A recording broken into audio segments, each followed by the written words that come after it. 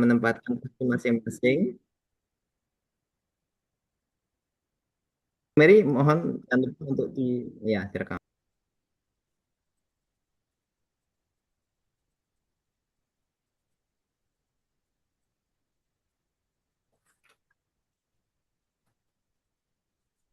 Oke, baik. Maaf Mbak Oktavena Melinda, eh, ditutup dulu Mbak videonya Mbak, kameranya.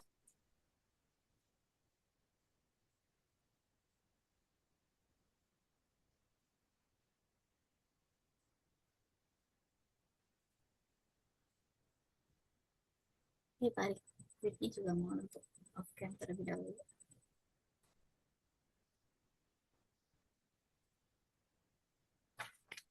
Beratu siap untuk tampil? Bapak ini Pak Rifki, Mas Rifki masih on cam, apakah kita tetap lanjutkan aja? Sebentar, ini Oke, yang jadi konselnya siapa? konselingnya Mbak Resi. Oke, Mbak Resi, silakan mengganti posisi Buratu. Buratu kok malah di atas di tempat saya.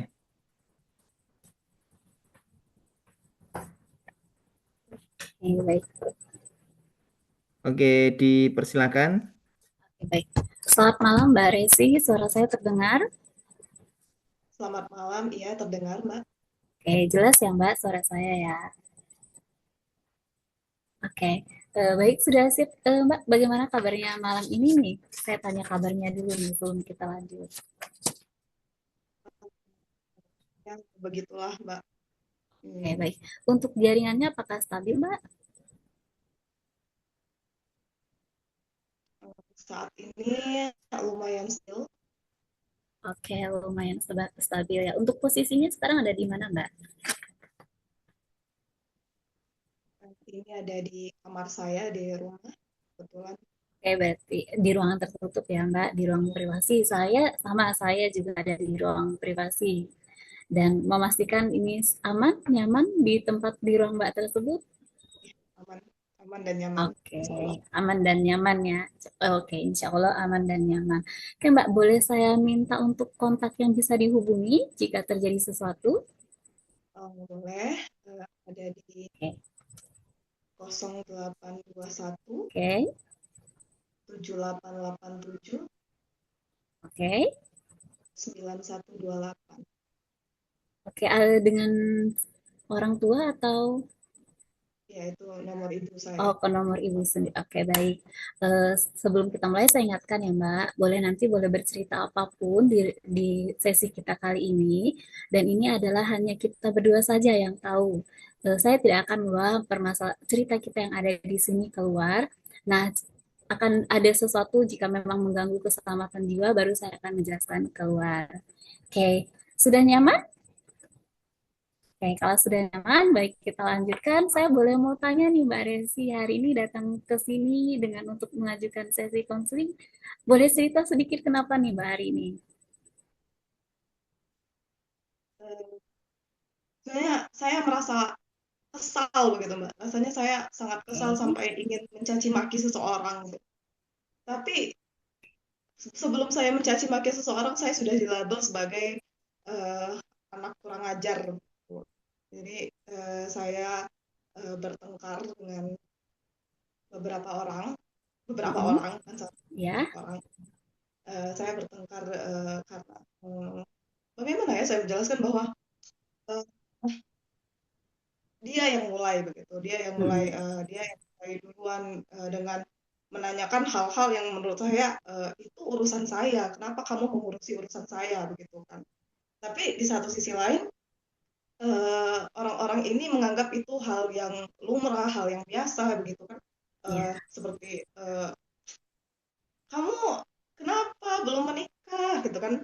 Udah 27 tahun belum menikah, tidak punya pacar gitu. Terus saya merasa kayak loh, apa masalahnya? Saya merasa apa masalahnya dengan itu? Itu bukan masalah menurut saya. Tapi kenapa orang-orang ini menanyakan itu seolah-olah itu masalah dan aib bagi saya begitu kan. Saya sering sekali ditanya seperti itu sampai pada akhirnya mm, saya mengatakan ya hal-hal yang mungkin tidak disukai dengan mereka dan akhirnya mereka melabeli saya dengan anak kurang ajar begitu.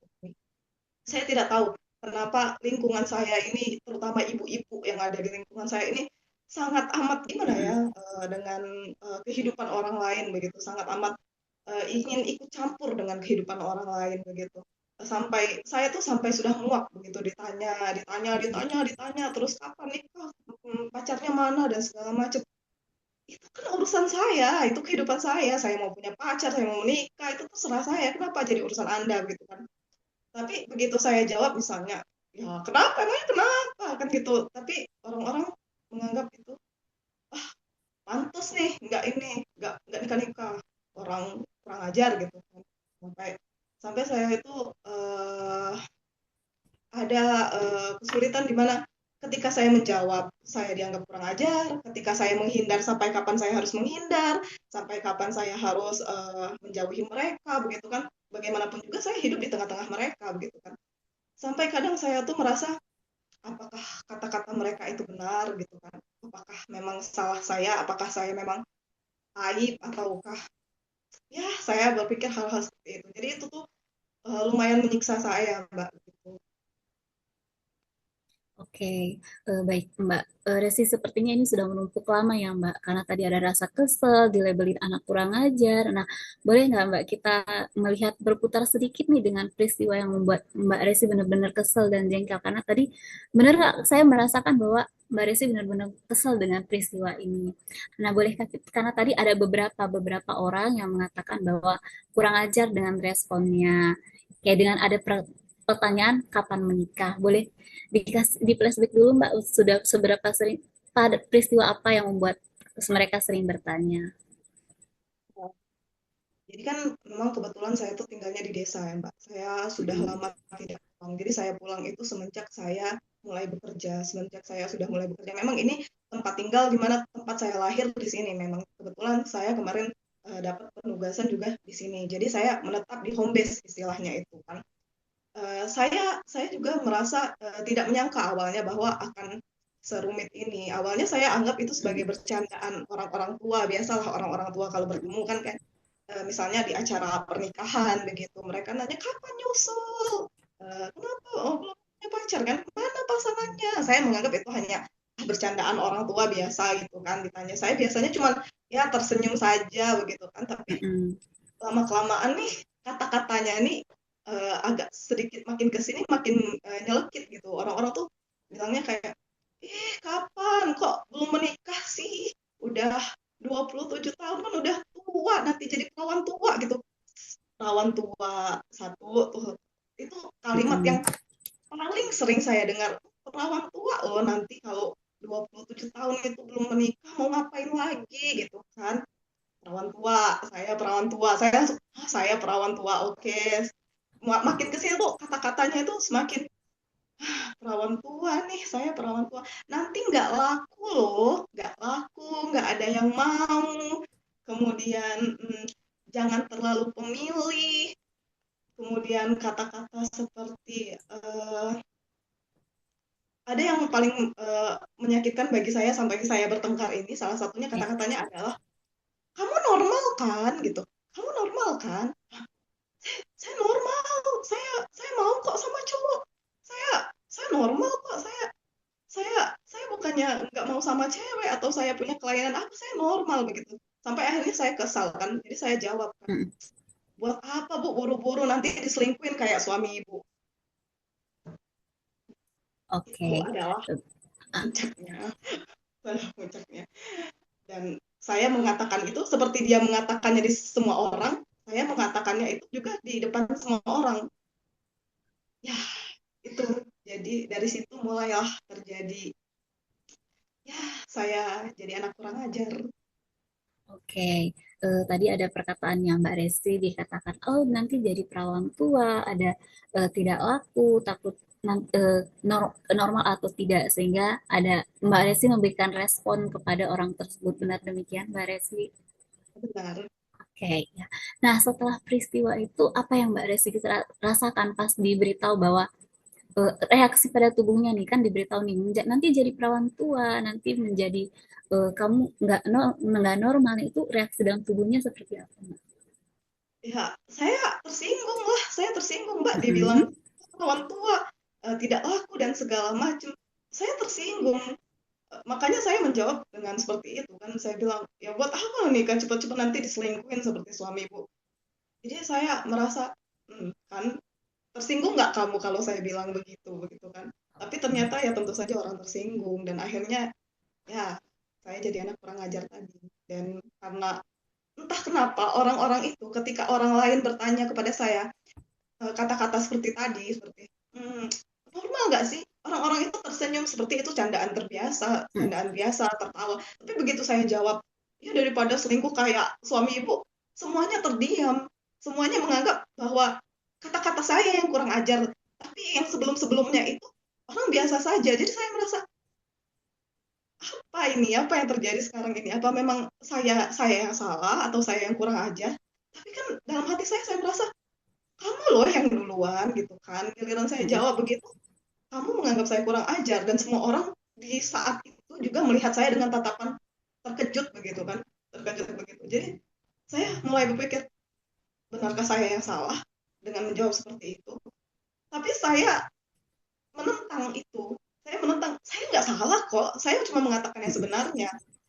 Suami ibu itu memang berselingkuh. Semua orang juga tahu karena mereka sudah ribut-ribut dengan selingkuhannya itu di depan semua orang sudah pernah. Jadi saya hanya bicara fakta seperti kamu bicara fakta begitu kan. Tapi kenapa kamu tersinggung? Kenapa orang-orang menganggap saya kurang ajar?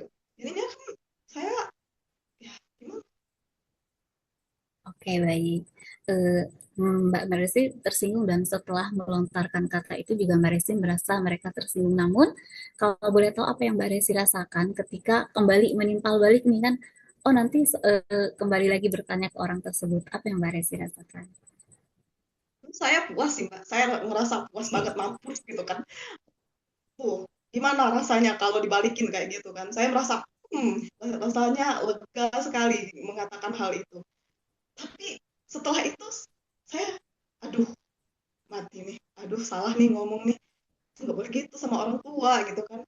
Orang tua udah nih abis ini udah nih nggak bakal bisa seteguran lagi, nggak bisa saling menyapa lagi nih, sepertinya dia sudah sangat tersinggung ini sepertinya.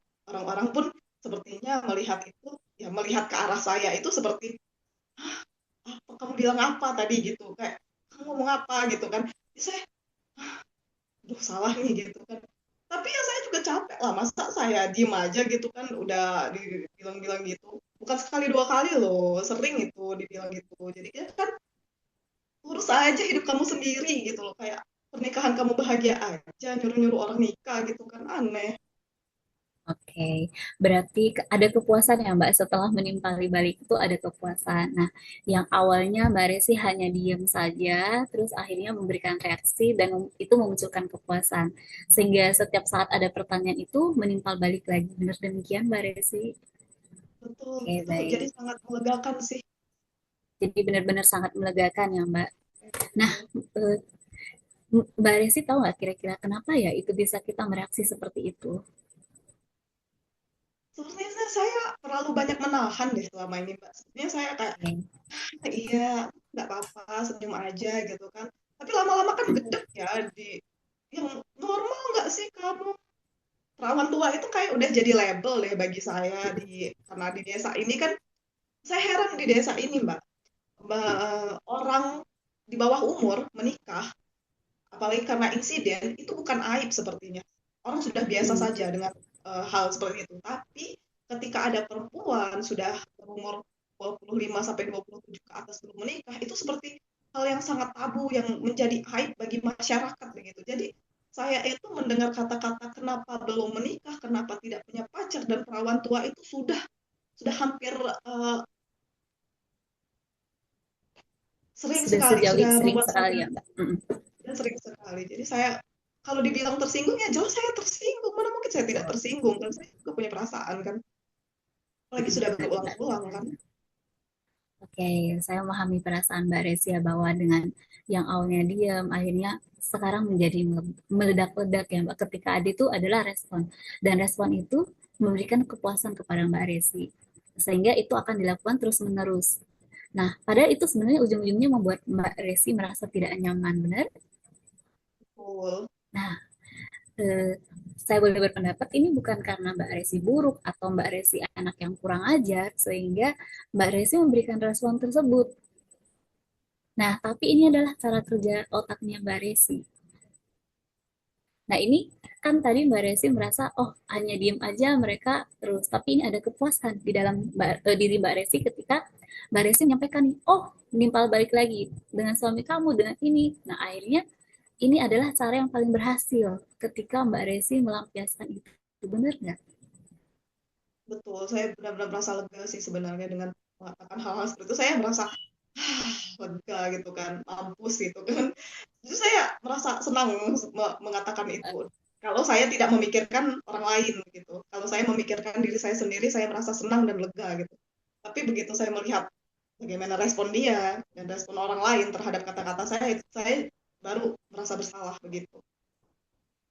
Nah, jadi sebenarnya ini kita bisa belajar nih Mbak, bagaimana cara kerja otak kita nih dengan respon tadi sehingga membuat Mbak Resi bisa merasa nyaman. Karena tadi kan kepuasan akhirnya diulang-ulang terus karena Mbak Resi merasakan puas, benar nggak? Betul. Nah, sebenarnya ini kabar baik loh Mbak ketika Mbak Resi tahu bahwa ini ternyata cara yang Mbak Resi pelajari selama ini setelah lama akhirnya muncul sebuah kepuasan. Nah, respon itulah yang dilakukan berulang-ulang. Nah, cuman kan Mbak Resi belum tahu nih sebenarnya Mbak Resi tahu oh, mereka juga tersinggung nih tapi tidak nyaman. Nah, tapi ternyata itu memberikan kepuasan bagi saya dalam sesaat. Nah, betul nggak? Nah, kalau begitu hari ini boleh nggak saya ajak Mbak Resi untuk satu cara nih, cara sederhana untuk menanggapi bagaimana jeda sebentar nih dari tanggapan-tanggapan orang tadi tentang Mbak Resi. Boleh, saya mau. Karena tadi kan ada rasa kesel sedikit ya, rasa rasa yang tidak nyaman, benar-benar tidak nyaman ketika muncul pertanyaan itu kepada Mbak Resi. Oke, boleh Mbak Resi duduk di tempat nyaman dulu? Bulan ini Boleh. sudah cukup nyaman. Oh, sudah cukup nyaman. Oke. Nah, boleh nggak taruh tangannya di dadanya terlebih dahulu? Ini Nah, ya, benar. Satu lagi di perutnya.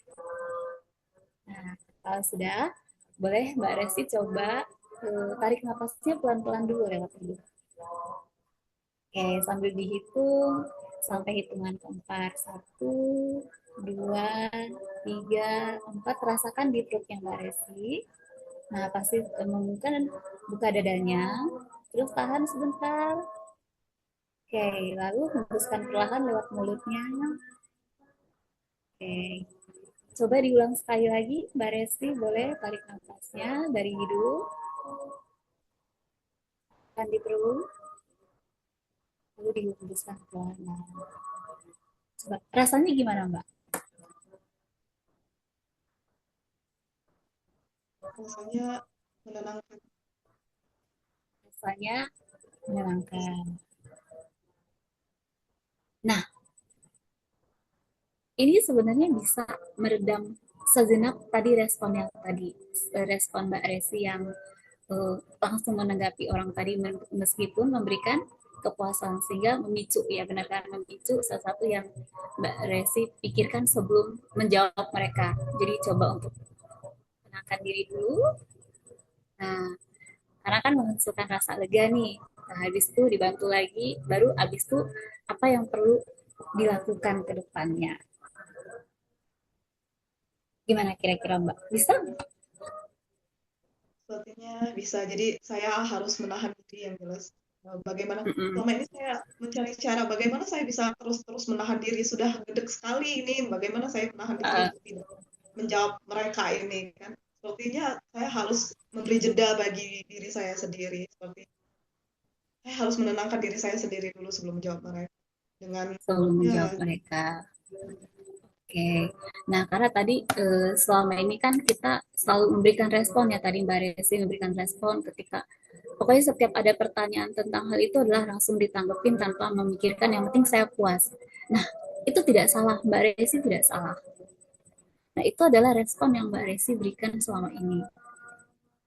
Nah, dan respon itu adalah yang tadi menenangkan Mbak Resi ketika menyampaikan itu, ya saya merasa nyaman. Tapi setelah itu, nah baru muncul perasaan tidak nyamannya. Benar ya, Mbak? Tidak nyaman akhirnya kepada situasi tersebut. Nah, eh, boleh nggak Mbak Resi simpulkan sedikit nih pembahasan kita dari awal tadi sampai saat ini? Mungkin eh, bahwa saya perlu jeda untuk diri saya sendiri sebelum merespon. Karena itu penting sekali agar tidak menyakiti orang lain dan tidak membuat saya sendiri merasa bersalah begitu. Setelah jeda mungkin saya sudah mungkin dengan jeda saya mungkin bisa lebih memikirkan respon apa yang harus saya berikan yang tidak memancing emosi orang lain juga, tapi juga melegakan bagi saya begitu, Pak. Oke, baik Mbak Resi. Jadi hari ini kan tadi kita awal ngobrol bahwa permasalahannya adalah ketika Mbak Resi ditanya kapan menikah itu menimbulkan sesuatu yang membuat Mbak Resi meledak-ledak. Ya, sehingga Mbak Resi meledak dengan perkataan yang muncul kapan nikah nanti jadi perawan tua, kamu tidak normal, tidak laku. Nah, sehingga memberikan respon yang melebeli Mbak Resi menjadi anak yang kurang ajar. Respon itu yang membuat Mbak Resi tidak nyaman meskipun ada sesuatu ketika dikatain oleh orang-orang sekitar, Mbak Resi memberikan respon, ada kepuasan. Nah, lalu setelah itu Mbak Resi merasa tidak nyaman lagi.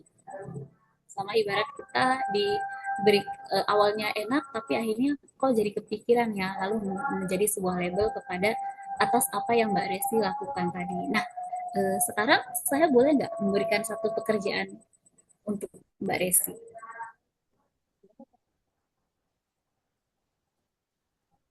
Boleh, boleh. Oke, boleh. Nah, saya mau kasih satu pekerjaan nih kepada Mbak Resi. Sebelum nanti kita akan bertemu lagi di sesi-sesi berikutnya, boleh nggak setiap ada situasi yang bertanya kapan menikah, itu boleh nggak ditanya, pokoknya setiap ditanya soal nikah, nah di situasi itu Mbak Resi bisa catat nih, nggak usah dicatat semua kronologinya, tapi syarat situasinya bagaimana. Mungkin tadi kan di saat ada pernikahan, nah tadi kan salah satunya, atau ada berkumpul dengan orang, atau bahkan di setiap harinya itu orang-orang di sekitar Mbak Resi bertanya. Itu Mbak Resi boleh catat situasinya, habis itu pikiran apa yang muncul. Karena kan di saat momen itu kan responnya Mbak Resi cepat dengan memberikan langsung terima balik. Lalu habis itu pikirkan apa yang langsung muncul di dalam pikiran Mbak Resi. Setelah itu apa yang rasakan Mbak Resi? Rasakan di tubuhnya. Bukan yang tentang perasaan, bukan tentang pikiran, tapi reaksi dalam tubuhnya Mbak Resi seperti apa. Lalu seperti biasa responnya apa? Merespon Mbak Resi seperti apa? Apakah responnya tadi langsung membalikkan lagi dengan situasi orang tersebut yang Mbak Resi juga kenal. Nah, ini bisa dicatat di HP atau di Mbak Resi punya notes, kalau bisa nuliskan punya notes, kalau nggak di handphone yang sering kita gunakan. Nah, paling nyamannya Mbak Resi. Supaya di sini nanti di sesi berikutnya kita punya gambaran lebih lengkap nih tentang Mbak Resi. Gimana? Mbak Resi bersedia? Sedia, Mbak.